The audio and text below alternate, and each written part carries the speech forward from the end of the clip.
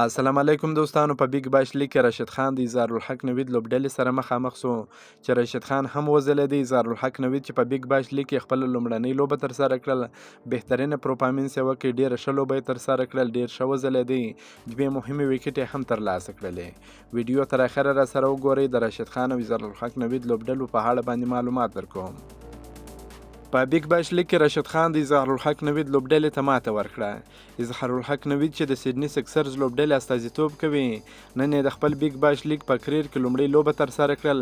4 اورونو کې 25 منډې ورکړې، 2 مهمې ویکټ یې ترلاسه کړلې چې ډېره ښایسته په زړه پورې خوندوره توپچونه یې ترسره کړه. بلخوا راشد خان د ایډلیډ سټرایکرز لوبډلې په ګټه 4 اورونه ترسره کړل، 21 منډې ورکړې، 3 مهمې ویکټ یې ترلاسه کړلې.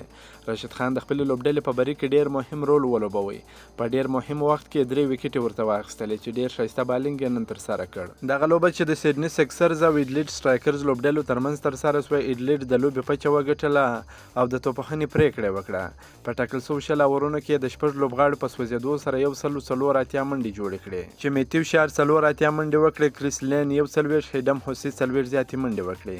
سیدني سکسرز لخوا بیسین حبیب 3 ویکټې واخیستې، اظهارالحق نوید هم 2 ویکټې واخیستې. د 115 منډو هدف په تعقیب کې سیدني سکسرز لوبډلې یوازې 133 منډې وکړې، په 50 منډو یې دغه لوبه وبایلل چې جوردن سلیک پکې 34 زیاتې منډې وکړې. د ایډلیډ لخوا هنري ټورټن 4 ویکټې واخیستې او راشد خان بهترینه بالینګ ترسره کړي، 3 ویکټې یې واخیستې.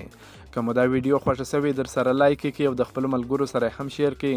د نور تازه معلوماتو لپاره هم زموږ سره اوسئ. تر بلې ویډیو پر د الله په امان.